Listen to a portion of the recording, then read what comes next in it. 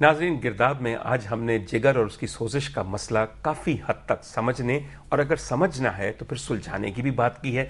Doctor صاحب برا نہ مانیے، میں جب شہروں میں پھرتا ہوں اور پنجاب اور پاکستان کے مختلف شہروں میں ہم پھرتے ہیں تو ہمیں نظر آتے ہیں ادارہ برائے امراض قلب، ہمیں ساتھ انسٹیٹیوٹس آف چائلڈ ہیلتھ نظر آتے ہیں، اور امراض مطلب جو کارڈیولوجی کے انسٹیٹیوٹ ہیں وہ تو شاید ہی کوئی گاؤں میں بچا ہو جس میں نہیں بنایا گیا. مانا کہ دل کا معاملہ بڑا نازک ہے، مانا کہ ہمارے اشرافیہ کو چربی کی وجہ سے بہت زیادہ دل کے دورے پڑتے ہیں، مگر جو غریب عوام کے لیے علاج گاہیں ہونی چاہیے. مجھے یہ لگتا ہے جو آپ تناسب مجھے بتا رہے ہیں کہ تقریباً 20% آبادی ہیپاٹائٹس کا شکار ہے، تو کیا انسٹیٹیوٹ آف ہیپاٹولوجی یا علاج کا برائے امراض جگر کا کوئی امکان نہیں؟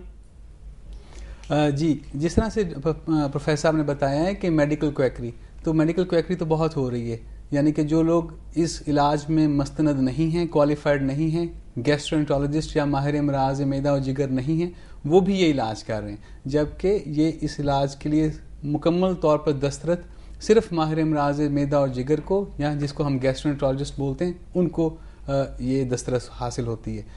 آپ نے بالکل صحیح فرمایا ہے کہ ہمارے پورے صوبے کے اندر کوئی بھی ایسا ڈیڈیکیٹڈ کمیٹڈ یونٹ یا ہاسپٹل نہیں ہے جہاں پہ صرف اور صرف معدہ جگر کے پیشنٹس اور ہیپاٹائٹس کے پیشنٹس کو ٹریٹ کیا جاتا ہو. ابھی کچھ مقامات پر کہیں پر چھوٹے چھوٹے سے ہسپتال اور یونٹس بن رہے ہیں، لیکن ابھی تک کوئی بھی مکمل طور پر ایسی کاوش گورنمنٹ کی طرف سے سامنے نہیں آ رہی. میرے خیال میں گورنمنٹ تب تک جائے گی جب 50% نعوذ باللہ پاپولیشن اس میں شکار ہو جائے گی، تو پھر شاید گورنمنٹ کا یہ خیال ہو کہ کچھ ایسی علاج گاہیں بنائی جائیں جہاں پہ جگر کے امراض کا علاج کیا جائے. مریم، آپ مجھے برا نہ مانیے، میں اکثر لوگوں سے سنتا ہوں تو پتہ چلتا ہے کہ انٹرفیرون ایک چیز ہے جس سے ہیپاٹائٹس کا علاج کیا جاتا ہے.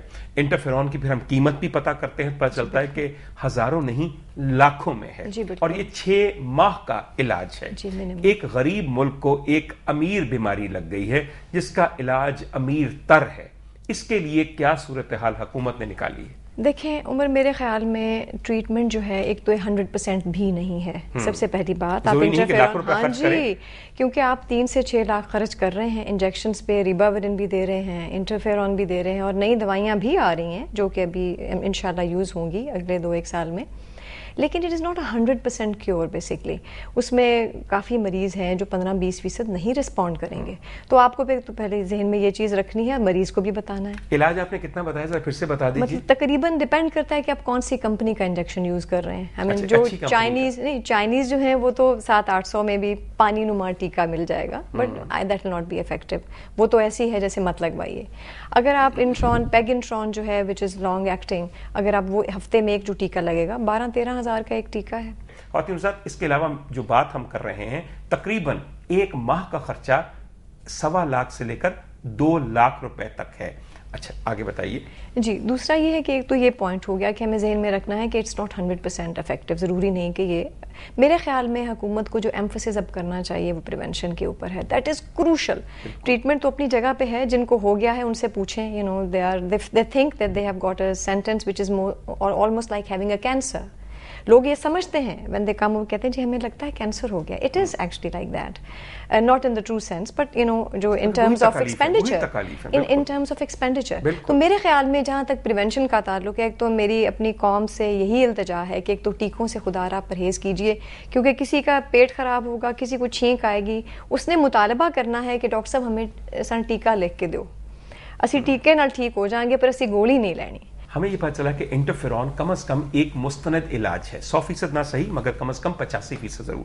انٹرفیرون کا ذکر جب مریم نے کیا تو انہوں نے کہا کہ ایک تو چائنا کا آتا ہے، اور دوسرا جو مہنگی کمپنیوں کا ذکر کیا وہ یا امریکن ہیں یا یورپین ہیں. جس ملک کے اندر 20% آبادی کو انٹرفیرون کی ضرورت ہے اور وہ آبادی بے انتہا غریب ہے، اس ملک کے صنعت والے، اس ملک کی وزارت سائنس اینڈ ٹیکنالوجی اور وزارت صحت اور اس ملک کے وزراء اور کابینہ کی فوج کیا یہ نہیں سوچتی کہ ہمیں انٹرفیرون لوکلی پروڈیوس کرنا ہے؟ جہاں تک انٹرفیرون کی بات ہے، کل میں نے کچھ ریسرچ کی، کچھ فارماسیوٹیکلز کے جو ہیں مالکان ہیں ان سے بات کی. یہ نہیں کہ وہ کرنا نہیں چاہتے ہیں. دیکھیے، یہ ڈرگ مینوفیکچرنگ ایک بڑا مشکل کام ہے، اس میں بڑی انویسٹمنٹ وغیرہ کی ضرورت ہے.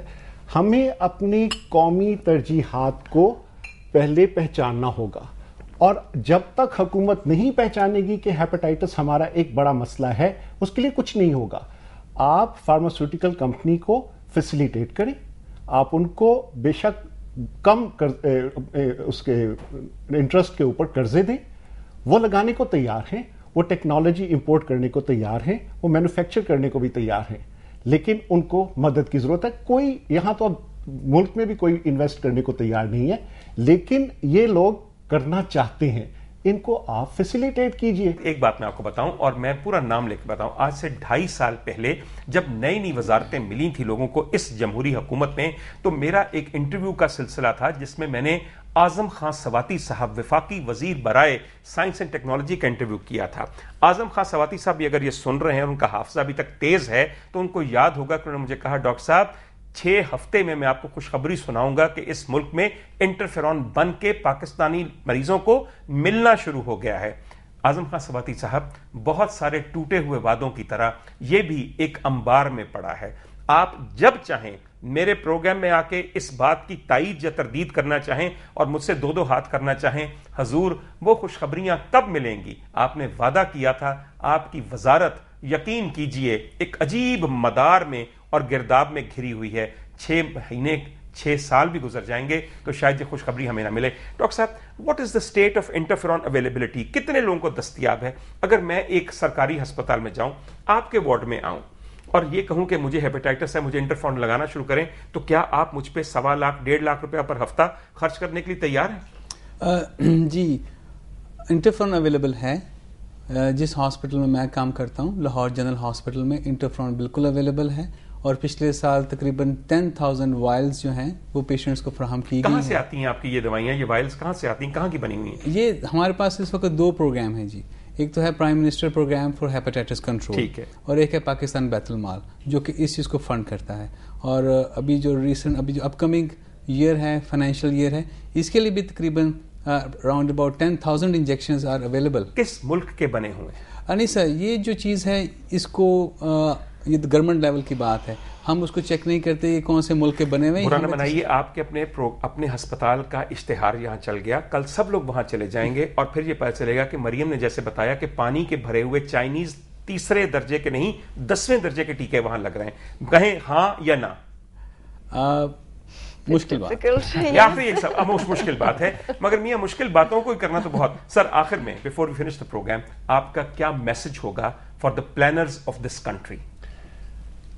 میں تو سیدھی بات یہ کہوں گا کہ آپ جتنی مرضی انٹرفیرون امپورٹ کر لیں، جتنا مرضی سرمایہ لگا دی، جب تک آپ اس کو روک تھام اس کی نہیں کریں گے، آپ کا سب کچھ بک جائے گا، ہیپاٹائٹس نہیں ختم ہوگا. بالکل صحیح. ڈاکٹر صاحب نے یہ کہا کہ بہت ساری چیزیں کرنے کی ضرورت ہے، احتیاطی تدابیر، پریونشن اور پریونٹیو پروگرامز، اور اس کے علاوہ وہ تمام عطائیت، وہ تمام کویکری جو اس طبقے میں پائی جاتی ہے اور اس شعبے میں پائی جاتی ہے، اس کو ختم کیے بغیر آپ کروڑوں روپے کا بجٹ بنا دیجئے، آپ بیماری کا خاتمہ نہیں کر سکتے.